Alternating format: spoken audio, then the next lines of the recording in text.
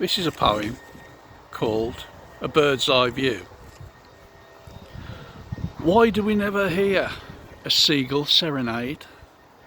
Just squawking beaks and flapping wings displayed.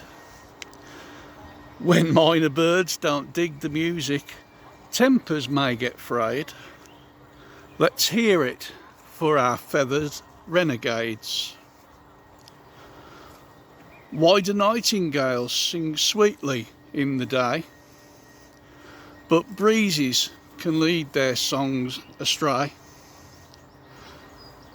A robin will never think to steal your things, but magpies quickly whisk them away, whilst winged doves show their tokens every day. Why does the kingfisher never wear a crown? The wise old owl looks on with quite a frown. A penguin in his dinner suit, the smartest bird in town, yet the raven's intellect is well known.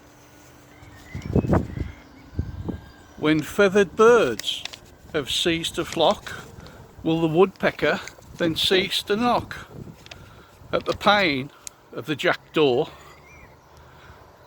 as the raven caws nevermore? Thank you.